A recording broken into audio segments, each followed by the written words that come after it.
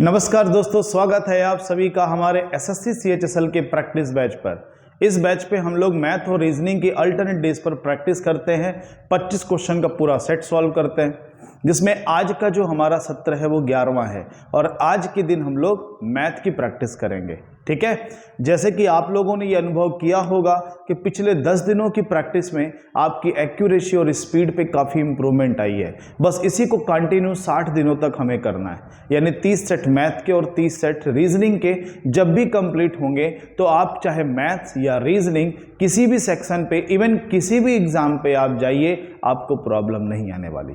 ठीक है, चलिए तो शुरुआत करते हैं आज की सेशन की और आता है आप लोग के सामने आज का सबसे पहला क्वेश्चन।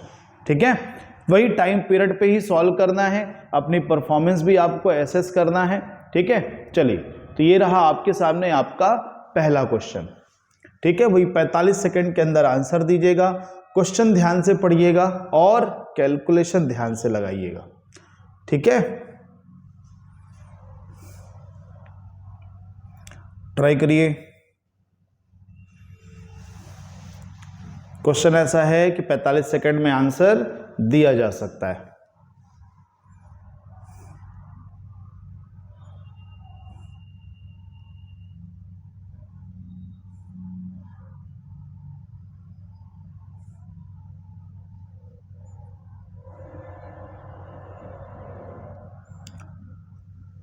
चलिए, टाइम तो एंड हो रहा है, टाइम एंड हो गया है बच्चों।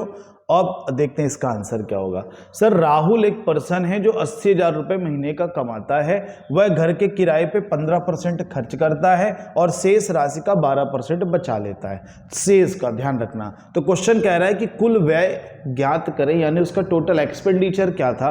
तो अपन एक काम करते हैं, उसकी सेविंग निकाल लेते हैं और इनकम 80,000 थी, उसमें माइनस कर देते हैं। तो सेविंग कैसे आएगी? सर, 80,000 उसकी हो गई इनकम, जिसका 15% खर्च कर दिया किराए पे, तो बचा 85% और इस 85% का 12% वो सेव करता है। तो इसका 12%, तो ये 4 जीरो तो इधर से कैंसिल हो गए। 8 का गुणा करिए इसमें, तो 8 पंचे 40, 8 अठाई 64, 4 68, 12 से गुणा करिए। ठीक ना, 12 अट्ठे 96, 96 9 बचा, 12 छंग 72, 9 81। इतने रुपए वो क्या करता है? बचाता है। तो खर्च कितना किया? सर, 80,000 में पहले 8,000 घटा दीजिए तो 72,000 हो जाएगा। 100 रुपए घटा दीजिए तो 79, 72 से 79, 71 के केस में आ जाएगा, 60 और घट जाएगा, यानी 71,840, या सीधा 160 ही घटा देते 1,000 में तो बन जाता है 71,840। हम लोगों ने क्या किया है? 80,000 में माइनस किया है 8,160 को। क्यों? क्योंकि हमें खर्च बताने थे, ना कि सेविंग। ठीक है, तो इसको जब माइनस करेंगे तो क्या आएगा? 71,840। चलिए, आप लोग में से कईयों के आंसर भी आए हैं, बहुत अच्छी बात। चलिए बढ़ते अगले क्वेश्चन पर, आज का अपना दूसरा क्वेश्चन। चलिए ट्राई करिए। टाइम स्पीड डिस्टेंस का क्वेश्चन है, आसान क्वेश्चन है, कहानी बहुत बड़ी है पर बहुत सिंपल है ना। अच्छे से देखिए, अच्छे से क्वेश्चन को पढ़िएगा, डेटा पे गलती मत करिएगा, कैलकुलेशन पे खासतौर से गलती मत करिएगा और आंसर दीजिए। कोशिश करें विद इन टाइम, ये जो 45 सेकंड का सर्कल चल रहा है, इसी टाइम पीरियड पे आपका आंसर आ जाए।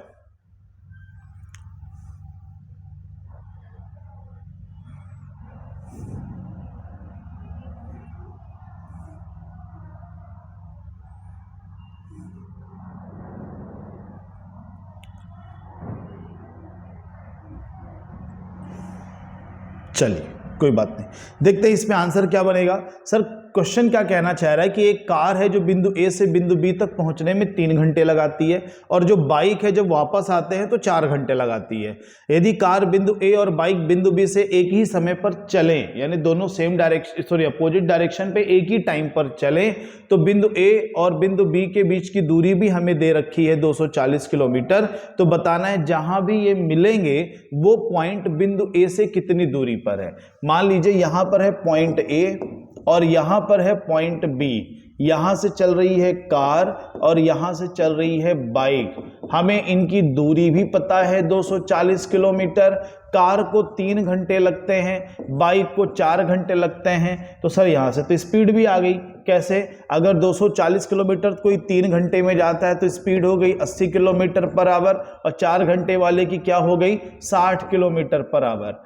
दोनों एक ही टाइम पे चल रहे हैं, यानी रिलेटिव स्पीड लगेगा। तो टाइम इक्वल, पहले टाइम अपन निकाल लेते हैं, तो टाइम इक्वल क्या होगा? डिस्टेंस, तो वो तो 240 है, डिस्टेंस अपॉन स्पीड। डायरेक्शन कैसा है? अपोजिट है, तो दोनों स्पीड ऐड होंगी 140। सर ये क्या आया? ये आया टाइम। थोड़ा और सिंपल कर ले तो 12/7। पर क्या हमें टाइम बताना है? नहीं, हमें डिस्टेंस बताना है। ध्यान से देखना, क्वेश्चन ने कहा ए से कितनी दूरी पर, मान लो यहां पर मिलते हैं, तो ए से कितनी दूरी पर है ये, तो ए से चला कौन था? कार। तो दूरी बताने के लिए क्या चाहिए? Speed into time. Sir speed किसकी लोगे? कार की, और टाइम तो सबके लिए यही होगा 12/7। तो स्पीड क्या है कार की? 80, और 12/7 टाइम जो हमने निकाला है, तो 12×96, 960/7, यानी डी ऑप्शन इस क्वेश्चन का आंसर होगा। आप लोग में से कईयों के आंसर सही भी हैं, और जिनसे नहीं बना है प्लीज ध्यान दीजिए, टीएसडी पूरी तरह से अंडरस्टैंडिंग पे है। मैं तो कहूं पूरी मैथ ही क्वेश्चन की अंडरस्टैंडिंग पे है। आप क्वेश्चन अगर समझ पा रहे हैं तो आप उसे सॉल्व कर पाएंगे। ठीक है, चलिए बढ़ते हैं अगले क्वेश्चन पर, थर्ड क्वेश्चन पर। लगाइए, प्रॉफिट लॉस का क्वेश्चन है ना, सिंपल क्वेश्चन है, बस कैलकुलेशन का थोड़ा ध्यान दीजिएगा। लगाइए,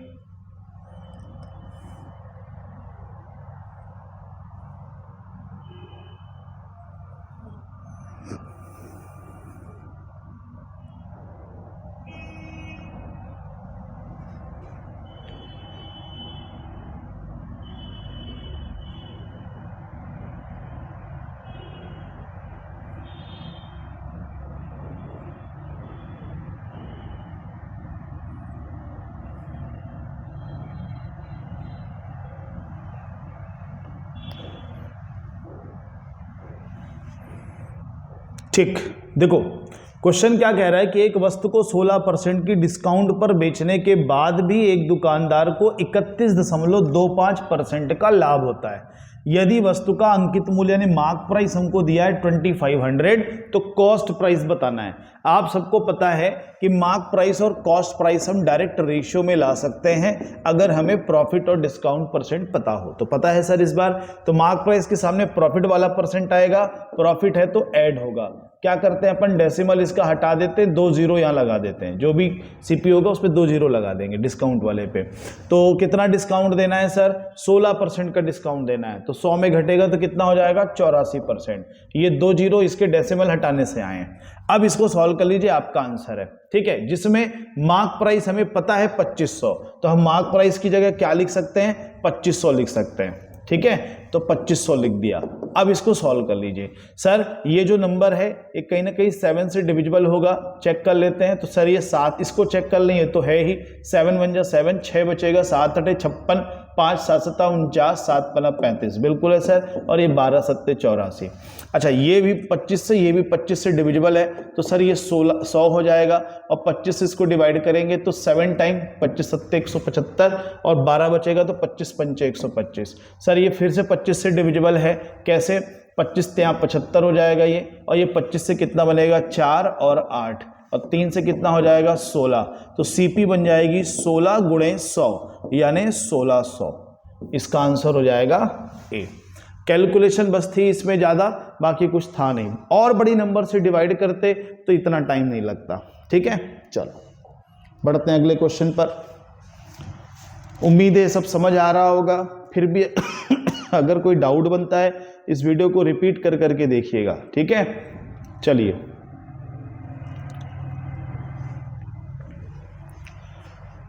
ये चौराहे का बिंदु नहीं भाई, कटान बिंदु। ठीक है, कटान बिंदु। क्वेश्चन कह रहा है कि 2 रेखाएं हैं, इनके कटान बिंदु का पता लगाएं, मतलब कहां पे ये इंटरसेक्ट करेंगी।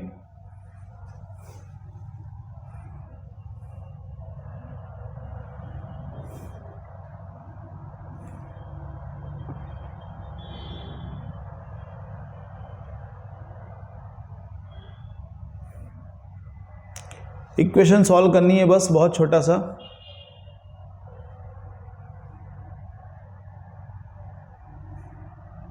चलिए टाइम तो हो गया। अब आप इसे किसी भी मेथड से लगाएं, एलिमिनेशन से, या आप आलेखी विधि भी लगा लें, प्रतिस्थापन लगा लें, बज्र गुणनखंड लगा दें, जो आपको इच्छा हो। तो क्योंकि जनरली हम लोग एलिमिनेशन मेथड ही ट्राई करते हैं तो उसी से देख लेते हैं। सर एक लाइन ये हो गई, दूसरी लाइन क्या हो गई, ये। अब ये एक दूसरे को कट कहाँ पे करेंगी, जो इनके एक्स वाई के आंसर आएंगे। तो अपन क्या करते हैं, इधर पूरे इक्वेशन में 2 का इंटू कर देते हैं और इस वाली पूरी इक्वेशन में 3 का इंटू कर देते हैं। तो ऐसा करने से x का कोफिशिएंट कॉमन हो जाएगा तो वो तो कैंसिल हो गया, y का क्या हो जाएगा 4 और यहाँ पे क्या हो जाएगा 9, और हमें माइनस करना पड़ेगा तो इसलिए कितना बनेगा -5y, माइनस रहेगा क्योंकि 9 बड़ी संख्या है। अच्छा इधर क्या होगा सर ये भी माइनस होगा मगर 15 और ये 6 और ये भी घटेगा तो कितना आएगा -9। तो पहली बात तो माइनस कैंसिल, y की वैल्यू 9/5 आनी चाहिए। तो सर 3 ऑप्शनों में है, अच्छा सॉरी 2 ही ऑप्शन में है, यहाँ पे माइनस है इसको कैंसिल कर दो और बी ऑप्शन भी कैंसिल कर दो क्योंकि 3/5 है। अब केवल x की वैल्यू हमें निकालनी है तो किसी भी एक में रख दीजिए और x की वैल्यू निकाल लेते हैं। चलो यहाँ पे रख लेते हैं, जैसे मान लीजिए 2 वाले पे, तो ये हो गया 3x प्लस, अब 2 से गुणा होगा तो बन जाएगा 18/5 बराबर 3। इसको इधर ले जाके, क्योंकि कोफिशिएंट वैल्यू है कांस्टेंट वैल्यू, माइनस जाएगी तो कितना बनेगा 15 -3/5 और ये 3 से 3 डिवाइड होके कितना बन जाएगा 1, मतलब -1/5। तो क्या आंसर होगा सी। एक तरीका और कर सकते थे, ऑप्शन से आप इन्हें क्या कर लें, क्रॉस चेक कर लें, पर बात वही है बेटा, टाइम उतना ही लगेगा। तो आप अपन इस तरह से लगा करके इसको सॉल्व कर सकते हैं। तो इसका कटान बिंदु क्या बनेगा, सी ऑप्शन, -1/5 एंड 9/5। ठीक है, चलिए बढ़ते हैं अगले क्वेश्चन पर।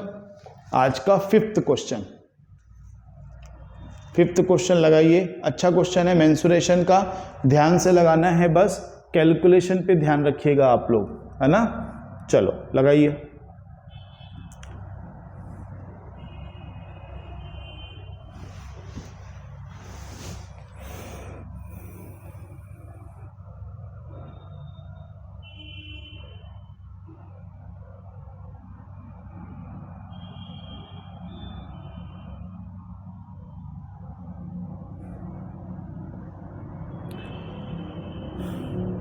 टाइम खत्म होते होते आंसर आने चाहिए आप लोगों के।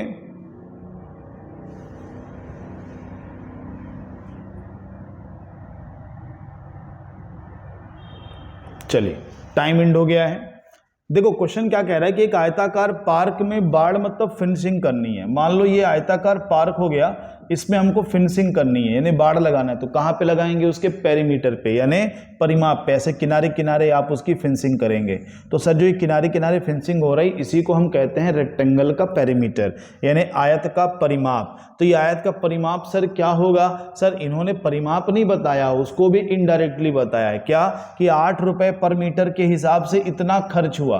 तो सीधी सी बात है, खर्च किससे आएगा, जो भी रेट है उसको पेरीमीटर से गुणा करेंगे, यानी जो रेट है 8 पेरीमीटर से गुणा हुआ होगा तब जाकर 1536 आया। तो यहां से पेरीमीटर आ जाएगा यानी परिमाप आ जाएगा, 8 से डिवाइड करेंगे, 8 × 1 = 8, 7 बचेगा, 8 × 9 = 72 और 8 × 2 = 16, 196 मीटर, यानी ये चारों भुजाओं को जोड़ने पे आएगा। अब ये 4 भुजाएं क्या हैं सर, इधर इधर लंबाई, इधर इधर चौड़ाई, और हम सबको पता है कि किसी भी आयत का परिमाप होता है 2 × लंबाई धन चौड़ाई। तो यहां से लेंथ प्लस ब्रेथ मिल जाएगा, ये कितना होगा, डिवाइड करेंगे तो 96। अच्छा क्वेश्चन की अगली इंफॉर्मेशन है इन्हीं का डिफरेंस, ये कह रहा है कि जो लंबाई है उसकी चौड़ाई से 12 मीटर अधिक है, यानी लंबाई और चौड़ाई का डिफरेंस हमको 12 दिया है। हमको क्या बताना है, एरिया। तो सर लंबाई और चौड़ाई दोनों निकालनी पड़ेगी, तो एक बार जोड़ देते हैं, जोड़ेंगे तो लंबाई निकलेगा, इसको जोड़कर आधा करना है, तो ये 108 का आधा 54 हो गया, और जो ब्रेथ होगा इसको घटा करके निकालेंगे, तो सर ब्रेथ कितना बनेगा, 96 में 54, वैसे भी 12 का डिफरेंस है तो यहाँ से भी लगा सकते हैं, तो ये कितना बनेगा, 42 बनेगा। ठीक है 42। अब इनका इंटू करना है, इंटू क्यों करना है, क्योंकि सर हमें एरिया बताना है, और किसी भी रेक्टेंगल का एरिया क्या होता है, लेंथ इंटू ब्रेथ। तो 42 और 54 का गुणा करना है, तो 54 का डबल 108 हुआ, लास्ट में 8 2 ऑप्शन में है, तो ये ऑप्शन तो गए, 108 का 8 कैरी कितना गया 10, और फिर 54 का 4 गुना करें, 54 का 4 गुना करेंगे तो 216 और 10 226, यानी आंसर होगा 2268, आपका पहला ऑप्शन। ठीक है, यूनिट डिजिट 2 में 8 थी, इसलिए हम लोगों ने ऐसे किया। तो पहले जो पेरीमीटर है उसको निकालना है। कैसे आएगा? रेट और पेरीमीटर का इंटू होकर के टोटल खर्च आया होगा। तो यहां से पेरीमीटर आ गया। पेरीमीटर क्या होता है? 2 इंटू लेंथ प्लस ब्रेथ, यहां से लेंथ प्लस ब्रेथ आ गई। डिफरेंस क्वेश्चन ने खुद बताया था 12 मीटर, उसको यूज करके हमने लेंथ और ब्रेथ निकाला। फिर एरिया बताना है तो दोनों का गुणा करना था बस। ठीक है, चलिए क्वेश्चन अच्छे हैं, है ना। इसको हम बहुत इजी भी नहीं बोल सकते और टफ भी नहीं बोल सकते, इसलिए मॉडरेट की कैटेगरी में आएंगे, पर ऐसे क्वेश्चन एग्जाम में मिलेंगे बच्चों। ठीक है, चलिए बढ़ते हैं अगले क्वेश्चन पे, 6th क्वेश्चन पे आज के।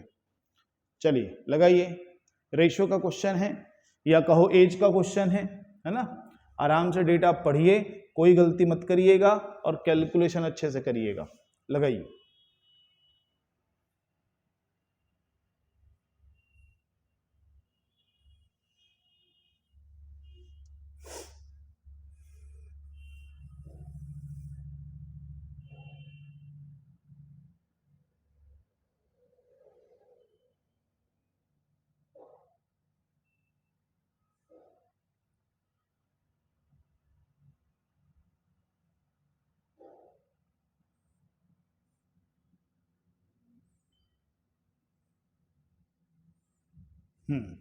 चलिए, टाइम तो हो गया। टाइम पीरियड पे आंसर आना भी चाहिए था, क्योंकि बहुत टफ क्वेश्चन नहीं है। क्या बोल रहा है क्वेश्चन कि रोहित और तरुण की जो प्रेजेंट एज है, वर्तमान आयु है, उसका अनुपात 7:5 है। तो सर रेशियो अगर 7:5 है तो उनकी एज को 7x और 5x एज्यूम करके, x क्या है? Common factor. फिर कह रहा है कि 3 वर्ष पहले रोहित, मतलब रोहित की एज 3 वर्ष पहले, तो 3 वर्ष पहले के लिए अपन -3 करेंगे। और फिर क्या बोल रहा है दूसरा, तरुण के लिए 10 वर्ष बाद, तो इसमें प्लस करेंगे। अच्छा, ऐसा करने से क्या हो गया? रेशियो 5 और 6 का हो गया। अब इसको क्रॉस मल्टीप्लाई करके अपन x की वैल्यू बना लेंगे, 42x - 18, 25x + 50। ठीक है, नंबर इधर आएगा तो ये 68 हो गया। 25 इसमें, इसको ऐड कर देंगे, नहीं सॉरी माइनस होगा, तो ये कितना बनेगा? 17। तो x की वैल्यू क्या आ गई? 4। अच्छा, बताना किसकी एज है? तरुण की आयु बतानी है प्रेजेंट। तो सर तरुण तो 5 था और कॉमन फैक्टर 4, तो 5 × 4 कितना हो गया? 20 वर्ष। ठीक है, बिल्कुल बेसिक क्वेश्चन है। ऐसे क्वेश्चन आप लोग लगभग हर किताबों में पाएंगे, हर जगह पाएंगे। ठीक है, और ऐसे क्वेश्चनों की आपको आदत होनी चाहिए बच्चों। ठीक है, तो इस क्वेश्चन का क्या हुआ आंसर? 6 का D 20 ईयर। बढ़ते हैं आगे 7th क्वेश्चन पर। लगाइए, प्रॉफिट लॉस का एक और क्वेश्चन। क्वेश्चन कह रहा है एक व्यक्ति ने वस्तु को 20% के लाभ पर बेचा, यदि वह उसी वस्तु को 35% लाभ, यहां पे भी प्रॉफिट है ना, 35% के लाभ पर बेचता। ठीक है, चलो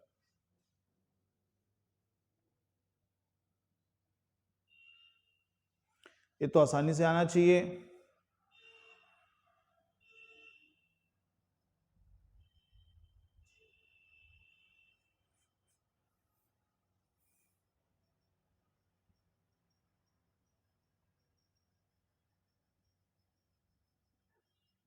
चलिए, टाइम तो एंड हो गया।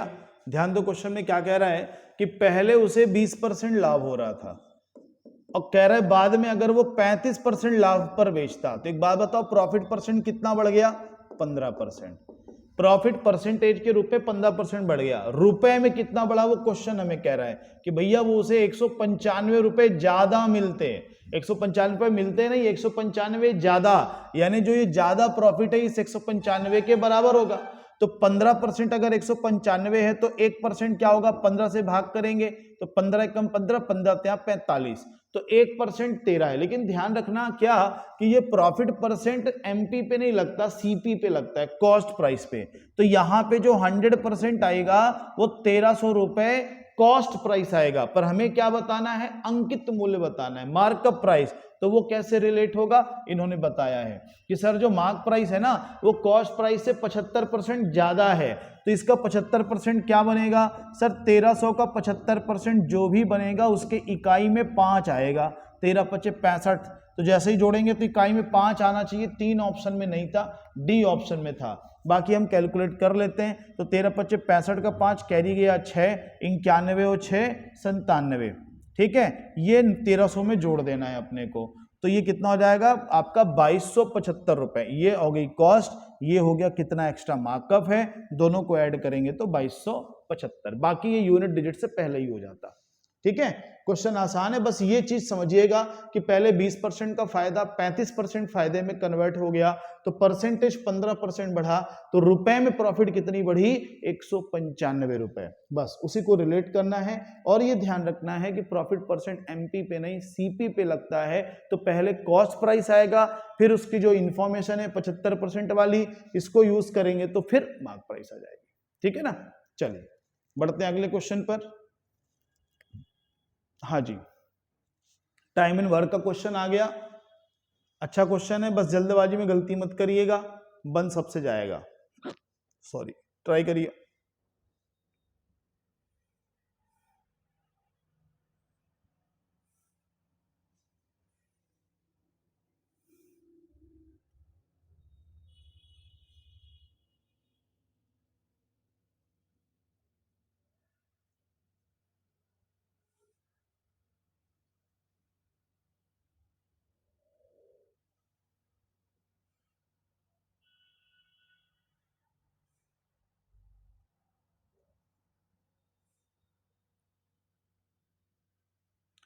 चलिए टाइम हो गया है। देखो टाइम वर्क का कोई भी क्वेश्चन हो, तीन चीजों पे बात करेगा, टाइम, एफिशिएंसी और वर्क। देखो हमसे क्या पूछा गया है, दोनों मिलकर एक साथ कितने समय में काम को खत्म करेंगे, तो समय बताना है, तो सर बचे क्या, एफिशिएंसी और वर्क। हमें पूरे क्वेश्चन में ये ढूंढना है।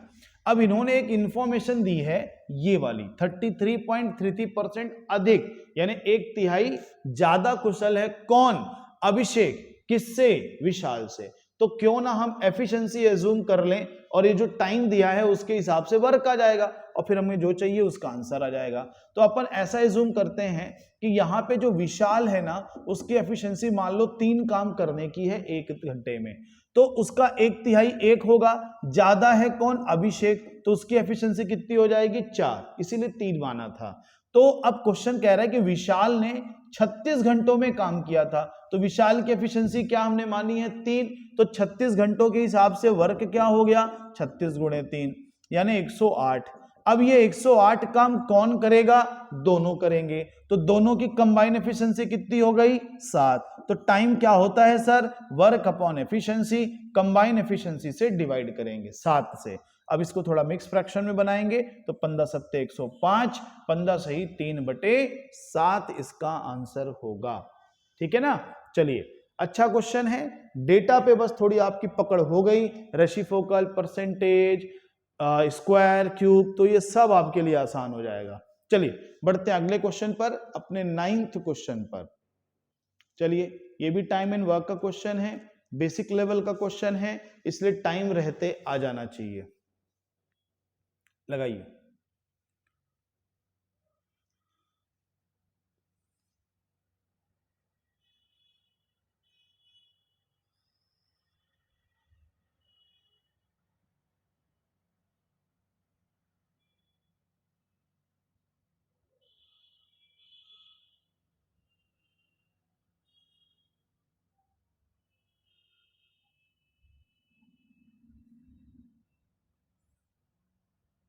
टाइम पीरियड पे ही आंसर दीजिएगा, बहुत आसान क्वेश्चन है।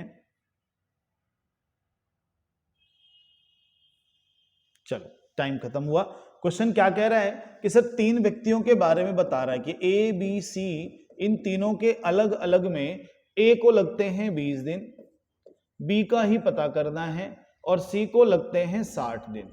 बाद में क्वेश्चन कह रहा है कि जब ये तीनों काम करते हैं, यानी ए बी सी तीनों कंबाइन हो जाते हैं, तो ये पूरे काम को 6 दिन में ही कर देते हैं।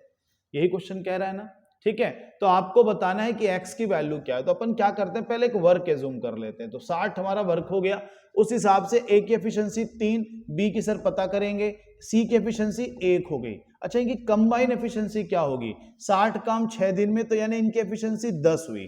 कहने का मतलब a 3 काम करेगा, c 1 काम करेगा, तो मिलके कितना हुआ 4। और जैसे ही इनके साथ b जुड़ जाता है तो 10 काम हो जाते हैं, यानी यहां से b की एफिशिएंसी आ जाएगी 10 में 4 घटेगा तो 6। ठीक है ना। अब b की एफिशिएंसी सर आ गई तो b का टाइम आ जाएगा, कैसे, वर्क हमें पता है 60, एफिशिएंसी पता कर ली हमने, तो टाइम इसका आ जाएगा 10 दिन।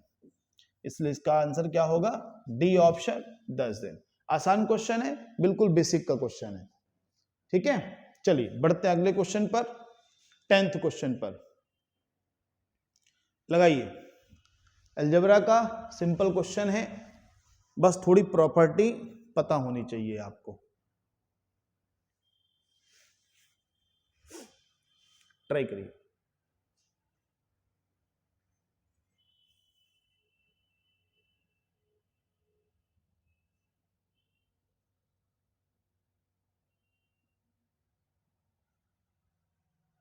ये तो बहुत कम समय में आप लोग के आंसर आने लगे होंगे, इनको लगाना है आपको बिल्कुल। ये सर्कल खत्म होते होते सबके आंसर आने चाहिए, सभी लोगों के। चलिए बहुत बढ़िया। चलिए टाइम खत्म हो गया है। देखो एक चीज ध्यान रखना है, एक फॉर्मूला होता है हमारा a cube plus b cube. वो क्या होता है, a plus b into a square minus a b plus b square. ये जो हमें दिया हुआ है कुछ वैसा ही है, बस हमारे फर्क क्या है कि a की जगह x है, b की जगह 1 है। तो जब ये ओपन होगा तो क्या बनेगा, x plus 1 into x square, x into 1 x ही होता है, प्लस 1। तो देखो जब ये जीरो है तो ये पूरा जीरो हो जाएगा, और जब ये पूरा जीरो हो गया इसका मतलब एक्स क्यूब प्लस 1 हो गया जीरो, तो एक्स क्यूब क्या हो गया, -1। अब जिनको नहीं पता था अगली बार के लिए ध्यान रखिएगा, अगर दिया है x square minus x plus 1 बराबर 0 तो हमेशा एक्स क्यूब की वैल्यू -1 होगी, और अगर मान लो यहां प्लस होता है ना, यहां प्लस होता तो फिर क्या हो जाता है, एक्स क्यूब की वैल्यू +1 हो जाती। ठीक है, फिलहाल हमें माइनस दिया था, तो सर जब एक्स क्यूब की वैल्यू -1 होगी तो वैल्यू पुट कर लीजिए। और एक और बात ध्यान रखिएगा कि जब भी x की पावर 6 प्लस x की पावर 3 ऐसा कुछ लिखा है तो ये 0 हो जाएगा। जब भी x की पावर में डिफरेंस 3 का आएगा तो वो दोनों पेयर 0 हो जाएंगे। जैसे यहाँ पे देखो 9 और 6 मिलके क्या हो जाएंगे, 0 हो जाएंगे। क्यों, क्योंकि एक -1 आएगा एक +1 आएगा, इसलिए। तो बचा क्या, एक्स क्यूब तो सर -1 है और वो +4 है, तो 4 में 1 घटेगा तो आंसर क्या दोगे, 3। डी ऑप्शन इसका होगा। ठीक है, 4 में 1 घटेगा तो 3 आएगा। चलिए, उम्मीद है आप सबके आंसर भी आ गए होंगे। बढ़ते हैं आगे 11th क्वेश्चन पे। चलिए लगाइए, ये भी आ गया एक टाइम स्पीड डिस्टेंस का क्वेश्चन है ना, आसान है, विद इन टाइम पीरियड पे आ जाना चाहिए। Question number 11।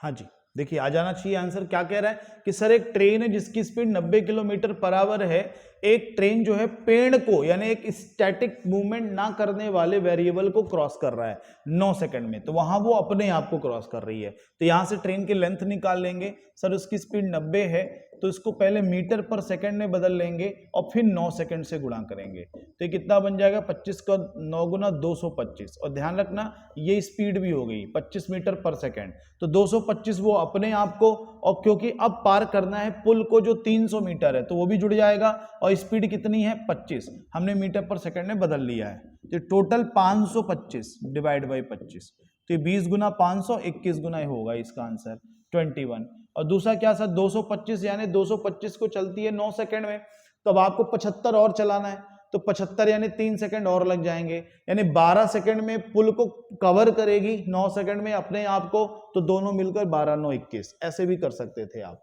ठीक है, बाकी स्पीड निकाल के लेंथ निकाल के, लेंथ तो निकालनी पड़ेगी, स्पीड भी चाहे तो ना निकालते आंसर हो जाता। खैर कोई बात नहीं, अब बढ़ते हैं आगे अगले क्वेश्चन पर।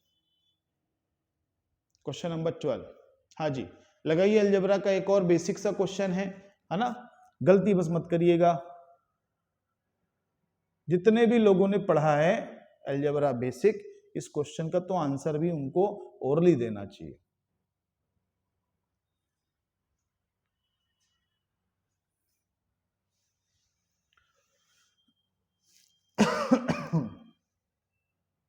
x दिया है 2 प्लस रूट 3, तो आपको बताना है x square plus 1 upon x square क्या होगा।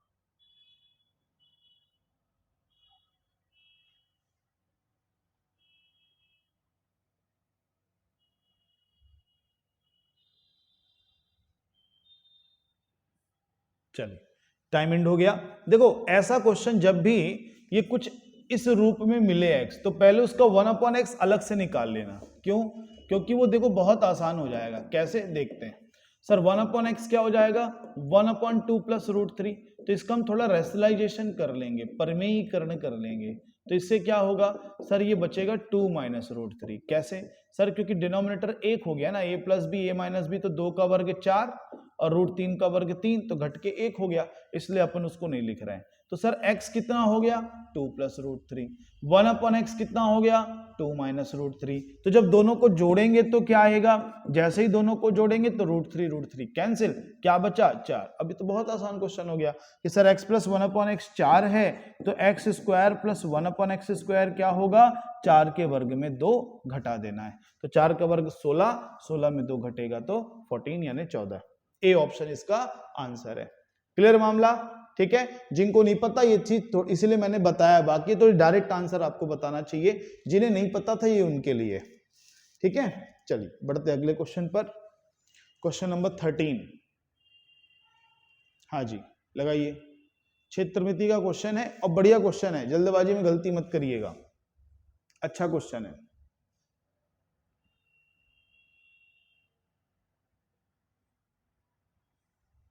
ट्राई करिए।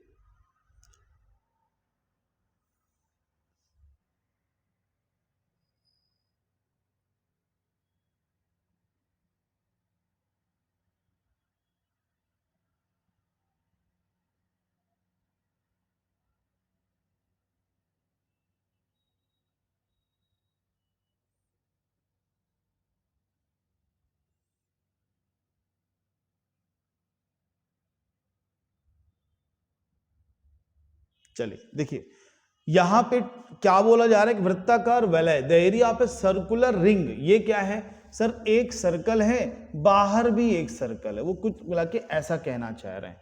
अब ये जो पार्ट है इसका एरिया आपको दिया है, ठीक है, ये एरिया आपको बताया गया है, और ये एरिया कितना बताया गया है 192.5। तो एक बात बताओ, यहां दो सर्कल हैं तो दो रेडियस होंगी, तो मान लो ये अंदर वाले की रेडियस हो गई r1 और बाहर वाले की हो गई r2। तो सर ये एरिया कैसे निकलेगा, बाहर वाले सर्कल में अंदर वाले सर्कल के एरिया को माइनस करेंगे, तो पाई दोनों से बाहर हो जाएगा, तो बाहर क्या बचेगा r2 square minus r1 square, क्योंकि पाई दोनों से कॉमन हो गया। ये एरिया आपको दिया है 192.5, तो अपॉन इसको 10 करके मैं लिख देता हूं, पाई को इधर भेज देंगे। अब ये देखो r1 r2 का हमें रेशियो दिया है 3:2, तो बड़ी त्रिज्या पहले लिखेंगे। तो यहां पे एक बात का ध्यान रखना कि जब रेशियो 3:2 ब्रेक होता है तो कॉमन फैक्टर के साथ ब्रेक करिएगा। क्यों? क्योंकि यहां जब स्क्वायर करोगे कॉमन फैक्टर नहीं लिखोगे तो भूल जाओगे कि इसका भी वर्ग हुआ था। खैर कोई बात नहीं, देखते हैं। तो 3x का वर्ग 9x स्क्वायर, 2x का वर्ग 4x स्क्वायर, और दोनों माइनस होंगे तो कितना बचेंगे 5x स्क्वायर, तो यहां बचा 5x स्क्वायर। सर ये पाई इधर आ गया था, यहीं पे अपन इसको भेज देते हैं, तो पाई होता है हमारा 22/7, इधर गया होगा तो 7/22। ये 11 से डिविजिबल है, ये भी 11 से डिविजिबल, डिवाइड कर लेते हैं, 11 का 2 गुना, 11 से कितना हो जाएगा सर 1, और 8 जाएगा तो 11 से 77 और 11 पचे 55, 175। ठीक है, फिर इसके बाद क्या आ रहा है सर, ये 5 से डिविजिबल है, एक 5 यहां भी है, तो 25 से अपन इसको डिवाइड कर देते हैं। 25 से डिवाइड करेंगे तो 7 टाइम्स है, तो 7/2 7/2 2 टाइम्स आ रहा है, तो यानी 7/2 का स्क्वायर, तो x की क्या वैल्यू बनी 7/2, x की वैल्यू क्या बनी 7/2, पर क्या हमें x बताना था? नहीं, हमें रेडियस बतानी है। कौन सी रेडियस बतानी है? आंतरिक। आंतरिक यानी छोटी वाली त्रिज्या। तो छोटी वाली त्रिज्या क्या थी? 2x, तो 2 का इंटू कर दीजिएगा, तो 2 2 कैंसिल होगा, आंसर हो जाएगा 7 सेंटीमीटर। ठीक क्वेश्चन है, बढ़िया क्वेश्चन है। दिक्कत आएगी तो उसको दोबारा रिपीट करके देख लीजिएगा, है ना। चलिए बढ़ते हैं आगे अगले क्वेश्चन पर। क्वेश्चन नंबर 14 लगाइए। ये भी मेंसुरेशन क्षेत्रमिति का क्वेश्चन है ना, आसान क्वेश्चन है। फॉर्मूला पता होगा तो बहुत जल्दी हो जाएगा। With in time period answer आना चाहिए।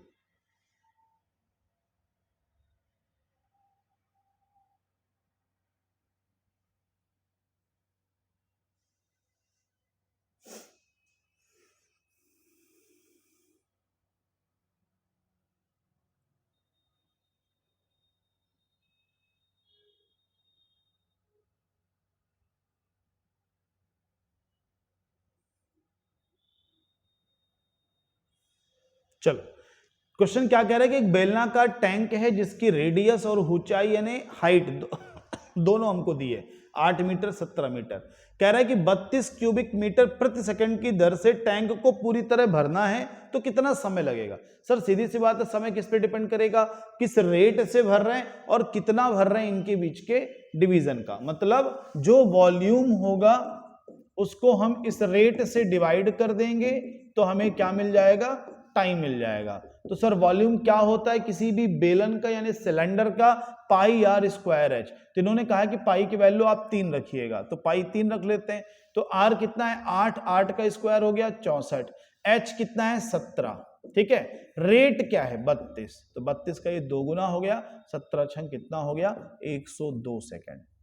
ठीक है, तो आंसर क्या होगा? C option, 102 second.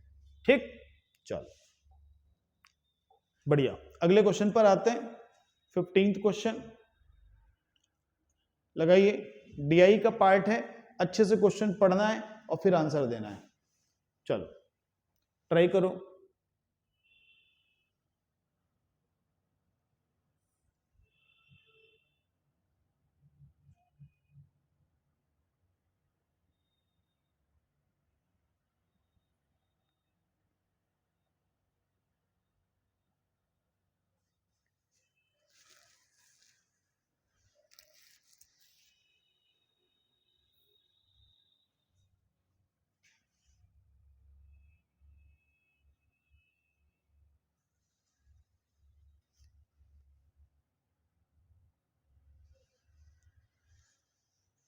चलिए टाइम तो हो गया, आंसर भी आ गए हैं आप लोग के, क्योंकि बहुत ही आसान क्वेश्चन है। क्वेश्चन क्या कह रहा है कि ये जो टेबल है ये क्या है कि what is the total number of student in all 3 department combined.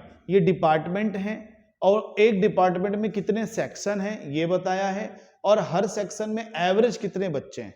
तो सर मैथमेटिक्स में अगर 4 सेक्शन है और 150 बच्चे एवरेज आ रहे हैं तो टोटल कितना हो जाएगा? 600, है ना। तो टोटल कितना हो जाएगा? 600। इंग्लिश पे भी 120 के हिसाब से 2 सेक्शन पे 240, और कंप्यूटर साइंस पे 115 के हिसाब से 345। अब इन सबको जोड़ेंगे तो हमें आंसर वही बताना है, कितना बनेगा? 85, और ये 6 2 8 और 3 11, 1185। ये अपने सी ऑप्शन में था, इसलिए इसका आंसर सी होगा 1185। ठीक है, चलिए वेरी गुड।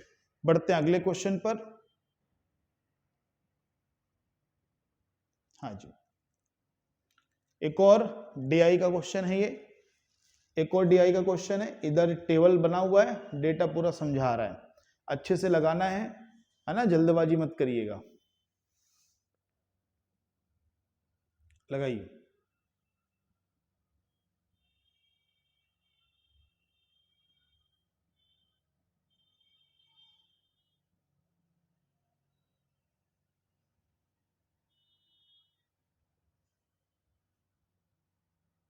टाइम रहते आंसर आना चाहिए।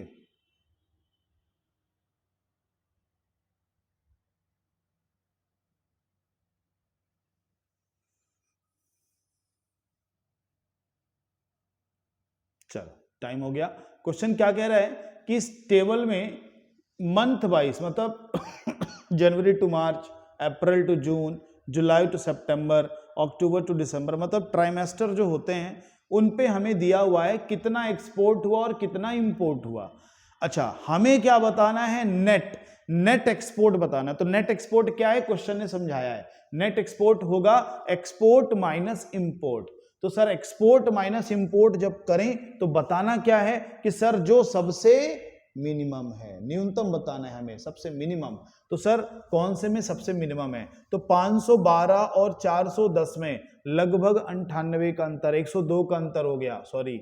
अब यहां पे कितने का अंतर है? सर ये भी लगभग 90 के ऊपर ही अंतर है, 326 और 85। सर यहां थोड़ा कम हो गया, 15 और 26 मिला के कितना हुआ? 41। देखो ज्यादा थे इसलिए इनको कंसीडर नहीं कर रहे थे। 41 है सर यहां पे कितने का डिफरेंस है? 40 का। तो सर सबसे कम तो 40 हुआ ना, इससे सबसे कम आंसर क्या दोगे? अक्टूबर टू दिसंबर, यानी D option, October to December. Clear है? चलो वेरी गुड, बढ़ते अगले क्वेश्चन पर। एक और क्वेश्चन डीआई का बार ग्राफ पर है। डेटा अच्छे से पढ़िएगा कि दिया क्या हुआ है, उसके हिसाब से आंसर दीजिएगा, है बहुत आसान।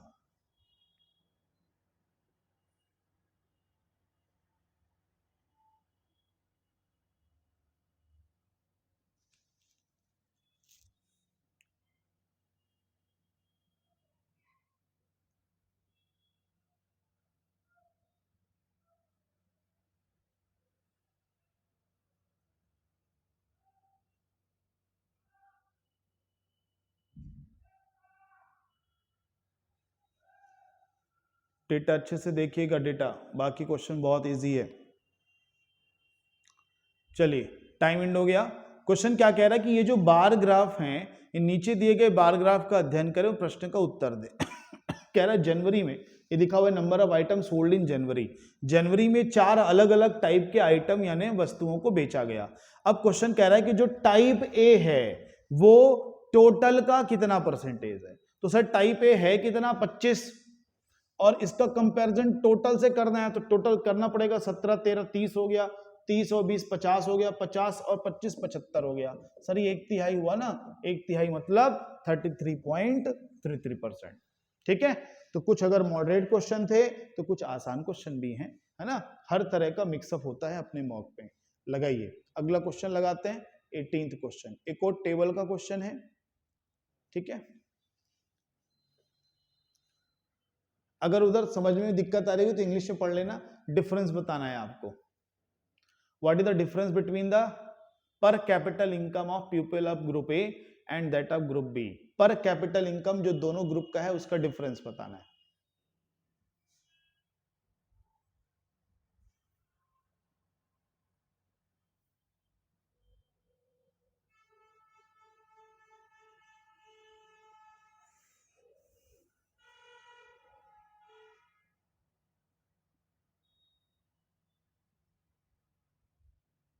आ जाना चाहिए वैसे, क्योंकि बहुत इजी है। पर कैपिटल इनकम है क्या, इसने समझाया भी है। चलो टाइम एंड हो गया। ये जो टेबल है दो ग्रुप की टोटल इनकम और उसमें कितने लोग हैं उनके बारे में बता रहा है। तो पर कैपिटल इनकम कैसे निकलेगा? टोटल इनकम में जितने लोग हैं उनका भाग किया जाएगा। तो सर पहले ग्रुप ए का कितना आ गया? एक जीरो से अपन एक जीरो कैंसिल कर देंगे। अब 32,500 को 2 से डिवाइड करेंगे तो 16,250, ये ग्रुप ए हो गया।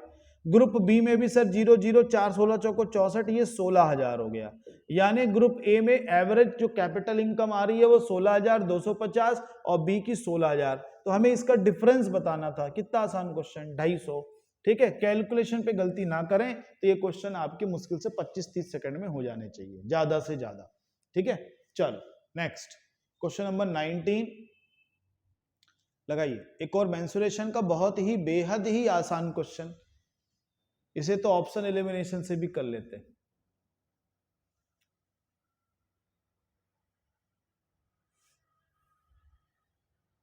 कोन के बारे में पूछा गया है, वॉल्यूम, जिसमें आपको रेडियस और हाइट दोनों दे दी है। बताइए इतना आसान क्वेश्चन। चलो आंसर तो आ रहे हैं आप लोग के, आते होंगे पक्का, क्योंकि इतना आसान क्वेश्चन है ये।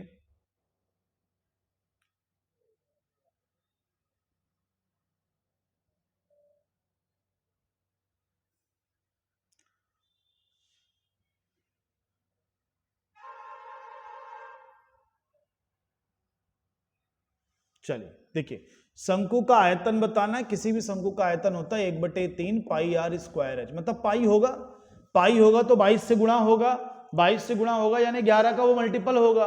तो सर 11 का मल्टीपल ये है क्या? नहीं है। 11 का मल्टीपल ये है क्या? नहीं है।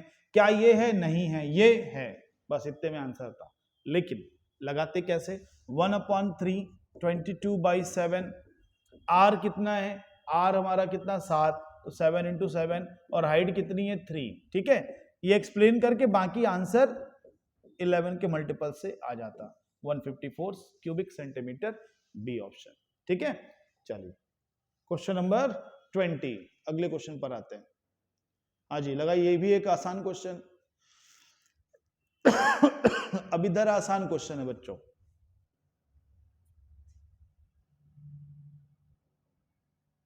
लगाइए।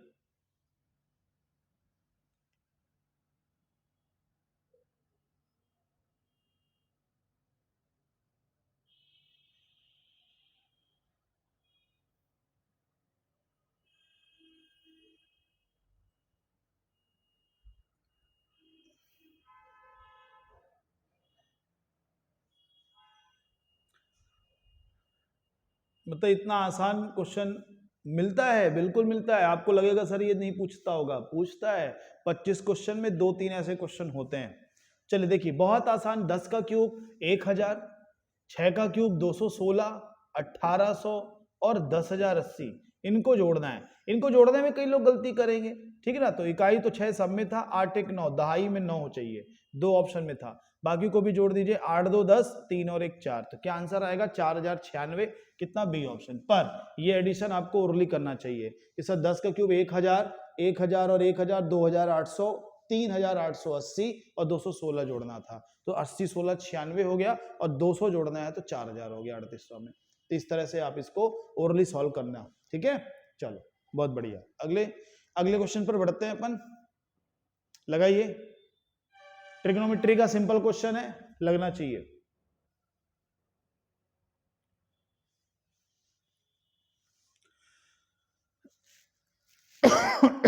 टाइम रहते लगना चाहिए।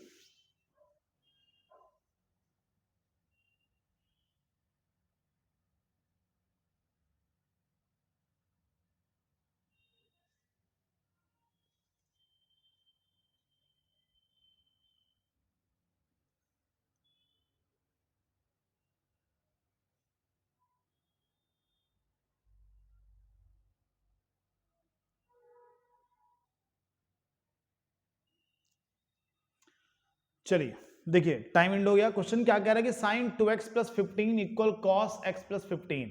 हम 90 - थीटा लगाकर इनको साइन दोनों को बना लेते हैं। तो ये 2x + 15, तो सर इधर जब मैं साइन बनाऊंगा तो जो कॉस थीटा था वो 90 - थीटा करना पड़ेगा। तो जब 90 माइनस करूंगा तो दोनों प्लस में थे तो दोनों माइनस हो जाएंगे, ठीक है ना।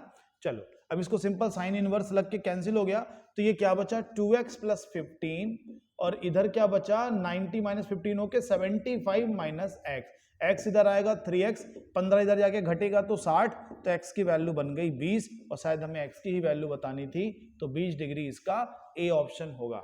ठीक है, 90 - थीटा का कंसेप्ट था, सिंपल सा क्वेश्चन था। ठीक है, जिन्होंने पढ़ा, जिन्होंने नहीं पढ़ा उनको दिक्कत गई होगी, इसलिए मैंने डिटेल में बताया। ठीक है, साइन 90 - थीटा कॉस थीटा होता है, कॉस 90 - थीटा साइन थीटा होता है। दो में से किसी को भी आप कन्वर्ट कर सकते थे। चलिए लगाइए अगला क्वेश्चन, ये अपना ज्योमेट्री का क्वेश्चन है ना, लेकिन बहुत आसान क्वेश्चन है। मतलब ये 10 सेकंड में लगना चाहिए आप लोगों का, टाइम का भी वेट नहीं करेंगे आप, 10 सेकंड में इसका आंसर दीजिए।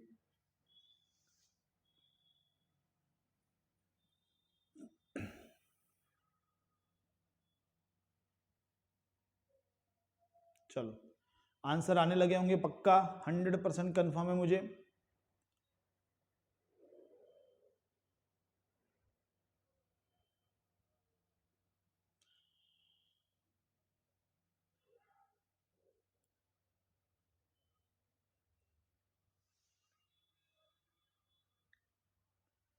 चलिए, तो क्वेश्चन में क्या कह रहा है कि सर ये एक साइक्लिक क्वाड्रिलेटरल है, चक्रीय चतुर्भुज है ABCD।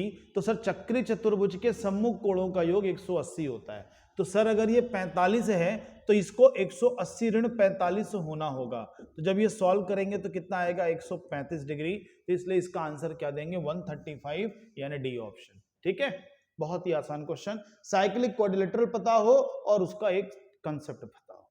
ठीक है, चलिए क्वेश्चन नंबर 23 पर आते हैं।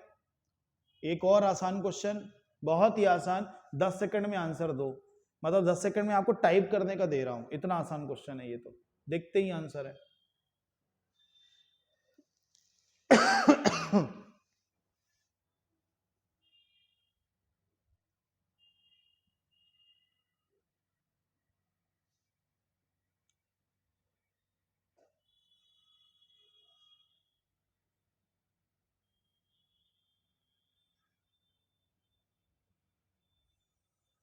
चलिए, लगभग सबका आंसर आ गया होगा।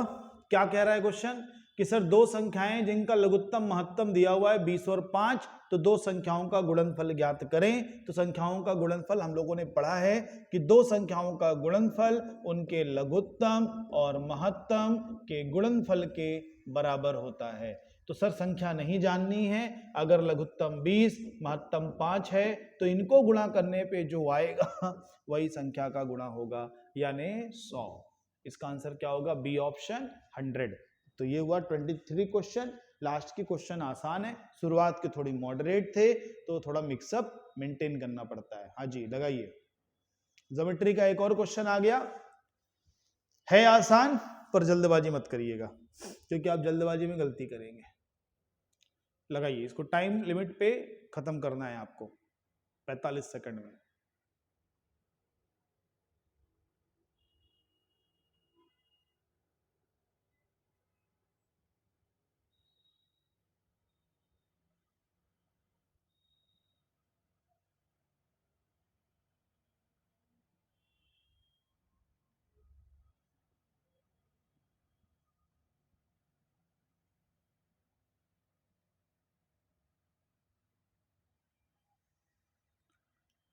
चलिए, तो यहां पे क्वेश्चन क्या कह रहा है कि सर PQ और BC अगर पैरेलल लाइंस हैं तो कहीं ना कहीं ये जो दो ट्राइंगल बन रहे हैं APQ और दो ट्राइंगल ABC, ये दोनों सिमिलर होंगे, समरूप होंगे।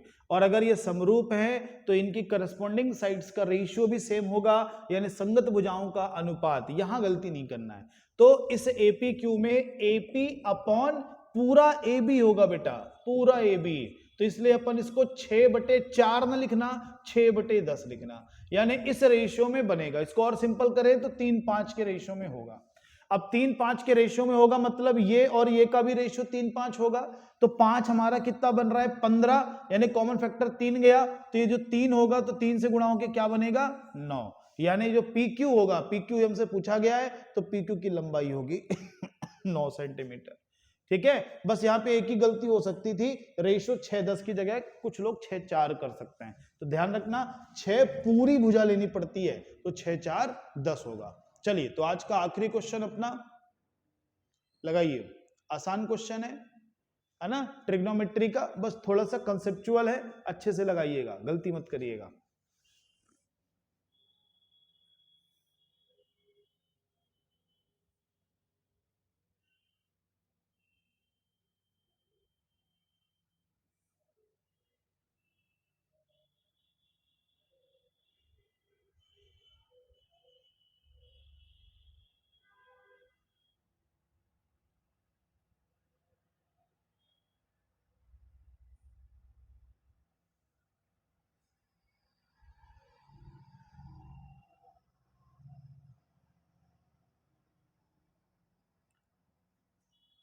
चलो, क्वेश्चन क्या कह रहा है कि एबीसी एक ट्राइंगल है, वो भी कैसा, राइट एंगल ट्राइंगल। हमने भी बना लिया सर एबीसी। कहां पे राइट एंगल है, बी पे राइट एंगल है।